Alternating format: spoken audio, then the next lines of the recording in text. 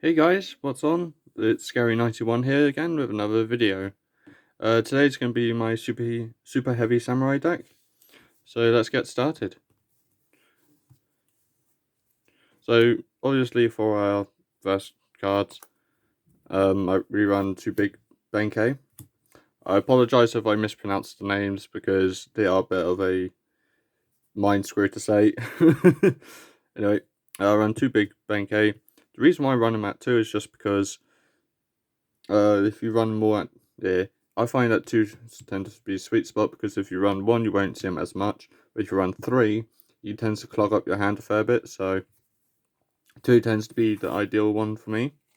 But also another thing I'd just like to say, I will not be going over the combos. But if you guys want me to do that at some later stage, just let me know.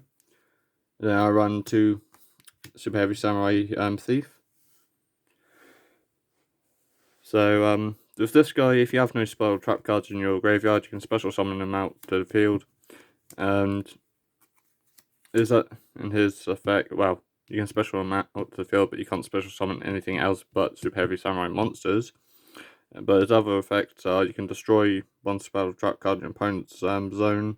Well, you tribute this guy off, then you pop one on the back right, or you pop pendulum monster on the pendulum scale. So he's pretty good in, say, like, I don't know. I was going to, no, not Eldritch, Endymion, but again, this is just a fun deck I put together. But yeah, then we got Scales, or Super Heavy Samurai Scales, because I run him at 3 is just because he's ideal to be running, because he's pretty much your main combo piece, so you always want to try and see him in the beginning of the game, because then you can, like, synchro summon into this deck, or synchro summon from the extra deck and stuff like that. Then we run 3 Wagon. It's pretty self-explanatory with Wagon just because he fetches our soul cards from our deck to our hands. And then we run 2 Super Heavy Samurai Waji. Waji is just another special summon again. To say like you special summon Waji in defense, link him off or whatever. So that's why I tend to use him for the most. It's more or less for the special summon, so I could either go into my synchro monsters or link monsters, depending on which one you prefer to go into. Then we run 2 super heavy samurai magnet. Magnet's just good in here. The reason why I only run him at 2, I would run him at 3 personally for me, but 2 tends to work the best out. Well, for this variant of the deck anyway. Because I mean, if you can have him in your starting hand, it's not too bad, but ideally you don't want to try and see this in your hand too much. Later game, maybe, but it depends on what your opening hand you have. Then we have 2 Helper, or Super Heavy Samurai Helper. As the name states, it does help. So say like your opponent attacks you directly, effect, you can banish this card and special summon 1 card from your graveyard. Or if your opponent attacks you directly, that is. I'm not sure on the effect, because I'm trying to remember off the top of my head because it's been a while since I've used this deck, so... But I figure I'd do a quick deck profile for you guys on here anyways. But anyway, that's Helper, does generally help out. Now moving on to the soul cards. We run 3 Peacemaker, because of his special summon effects.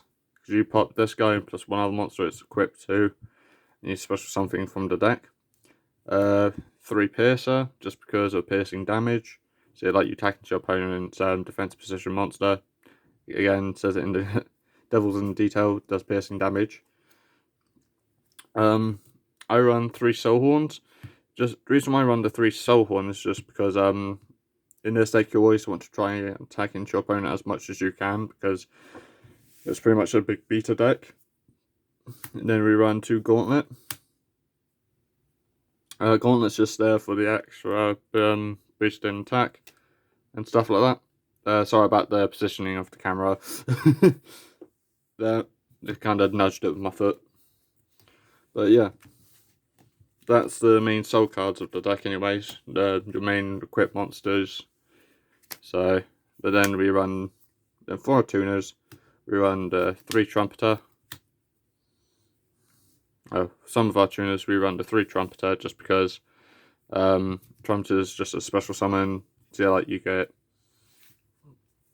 Waji or Waji, Scales or Pearso or whatever you have in your hand to special summon this out, Synchro. So, but yeah, he's our main combo piece, so you always want to try and see him into your hand, if at all possible. Then I run the 2 flutists, just because of protection from opponent's monsters. Some people, I have seen decks that do run this at 3, but personally for me, I tend to run it at 2 because it's a little less bricky. Then we run 3 Battle Ball for our other tuner. Battle Ball's effects is quite good anyway, but you tend to want to use them in the late game generally. But it depends on the situation and what deck you're facing up against. So, and then for our last tuner, we run the 1 Drum. Drum's just really situational, and plus he's just always there to be a nice 1-star. So, then for our Kaiju lineup, this can be any Kaiju lineup you want, guys, but this tends to work out best for me. We run the 1 Star Destroyer, or Star Destroyer, or Star Destroying Kaiju, the Mad Flame Kaiju, and then the Multi-Dimensional Kaiju.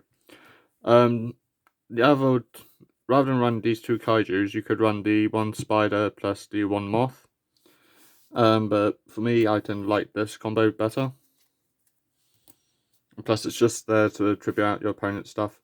And then, obviously, for our last card, the 1 Sekis Light, because Sekis Light effect, if you have no spell track cards in your graveyard, you can draw 2 cards, and then since you can activate her other effect straight away, banish her, draw a card, and send 1 back, I think. I know it says reveal 1 monster in your hand, shuffle it into your deck, and then draw a card. So, but anyway, that's it for the deck. And another thing I'd like to point out, some of you would be thinking, why do I run Sekis Light? It's because of her effect, or its effect, should I say. And the reason why I do run is obviously because of draw power, plus you can easily banish this from your graveyard anyway, so none of your other monsters' effects will clash with it. Now moving on to the extra deck. For our extra deck, we run 2 Super Heavy Samurai Swordmaster. Swordmaster Masashi. Masashi is generally go-to one for starter plays or whatever you have in your hand. It's just handy to have anyways. Then we run 2 Ogre. The reason why I run 2 Ogres is because obviously it pops from my opponent's back row and stuff. Plus he's just really good to have in deck. Plus he gets rid, as I said, gets rid of the back row. Plus he can really mess up an opponent's play if you play it right. So if I do end up repeating myself again, so next we run the 1 Stealth Ninja, the 1 Super Heavy Samurai Ninja Sarutobi, then we run the 1 Beast Kyobi. Sorry if I do butcher these names. The 1 Super Heavy Samurai Warlord Susanoo. Again, I do apologise if I do butcher half these names, because they are a bit of a tongue twister. Then for our last Synchro monster, we run the 1 Steam Train. Ideally, you just want to go into this during your last, or going into final turns and that lot, or going into late game. Because as you can see, it's obviously a 12-star, plus he requires 1 2 plus 2 or more non-tuner monsters, so it is a bit of an awkward play to do, but if you can pull it off in this deck, which about 5 times out of 10 you can probably do, depending on what hand you get.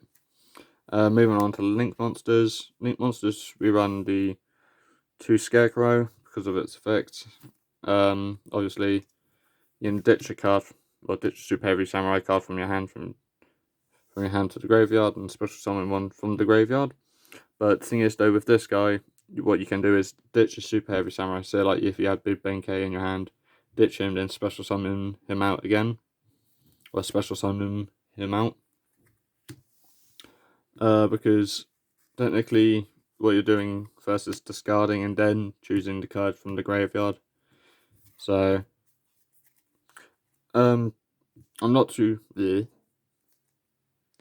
Anyway, that's it for that one.